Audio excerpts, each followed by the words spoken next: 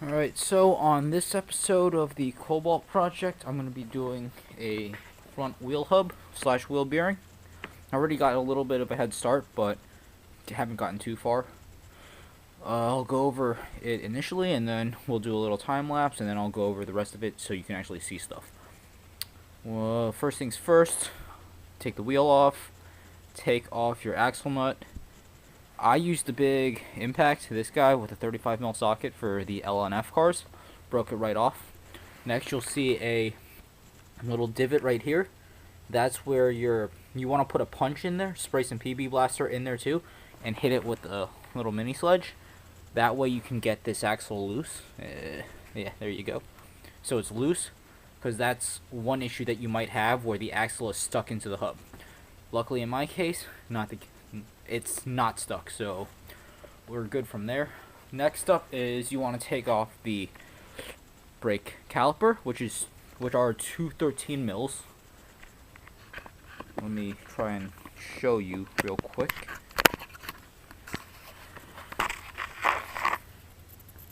I don't know how good of a shot that is, but two 13 mils. This guy, one down there. Then you pull that off. You pull the rotor off. The caliper holds the rotor on, so it's kind of loose already, as you can see. So you just basically pull the rotor off, and then you have three more 13 mils on the back, which I'll show you later on when you get to that step. So cue time lapse.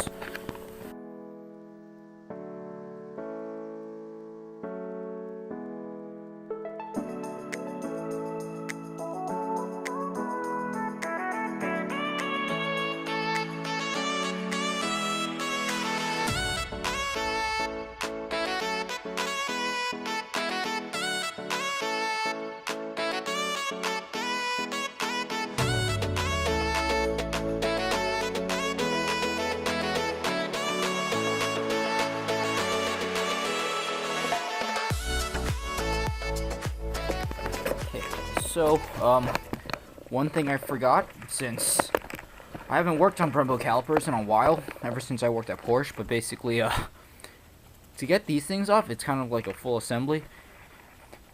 You have to knock out these pins with a punch. I think it's like a 1/4-inch punch that you use.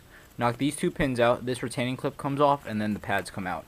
So, I'll probably show this in reassembly, but when you do pads on a Brembo, caliper doesn't have to come off. You knock the pins out, you take out this retaining clip, and then you pull out the pads.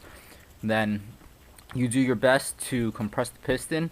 I just pad the rotor a lot, and then I just use a pry bar to push back in the pistons with the old pad. Otherwise, if you're replacing the caliper at the same time, I usually just take like a big channel lock and just squeeze the pad in on each side, so then the pistons retract.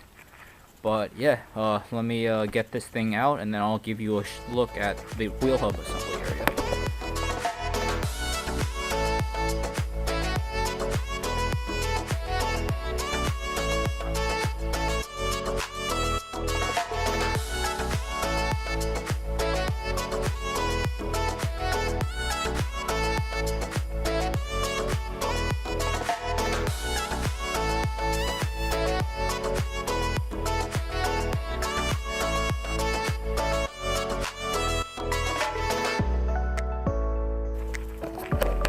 So there you have it, the two pins, the retaining clip, two pads. Again, this is dual piston or maybe quad piston. I don't really know what this is, but it's fancy, especially for a Cobalt.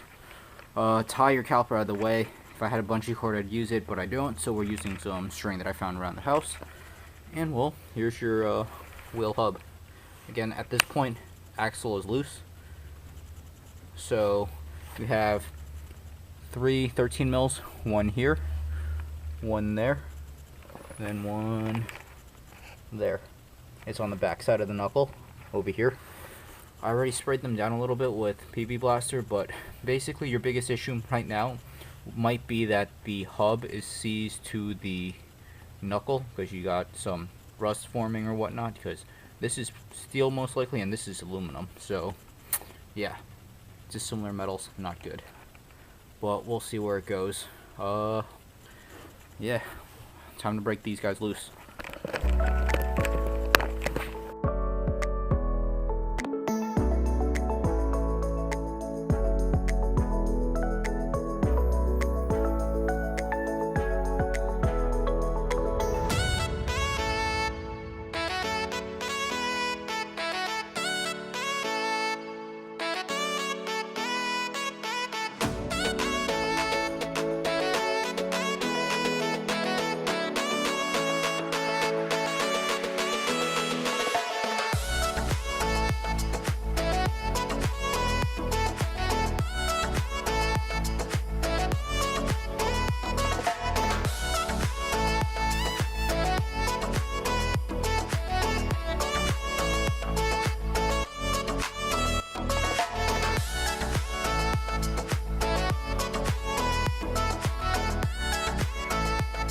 So next day, you could see in the other clip that the little mini sled right there was not doing the trick.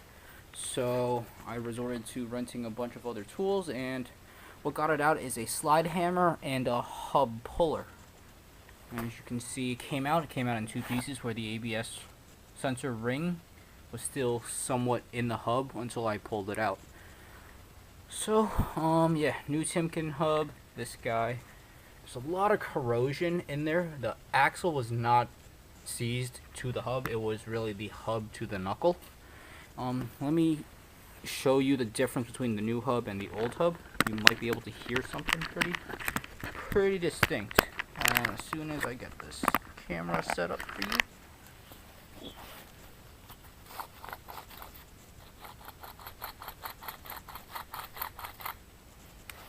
That's what my nasty old bearing sounds like, and this is the new one.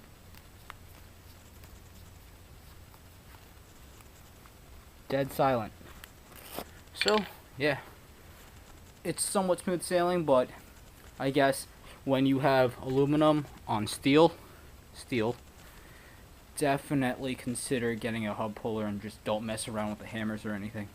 It took me and my buddy maybe 6 hammer slides with the slide hammer, and it worked. Oh, and a good tip that I found on the internet, and as you know, the internet's always true.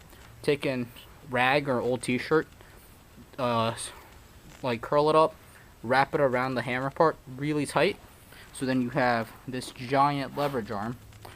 So have your buddy hold it at the end, like horizontal to the, or perpendicular to the hub, and then you go on with the slide hammer, and then it'll come out in like 6 whacks, maybe take up to 10. So yeah, I'll do a little follow-up video of just the time-lapse of reassembly, but then yeah, they should be good to go. Put lots of anti-seize, and you're done.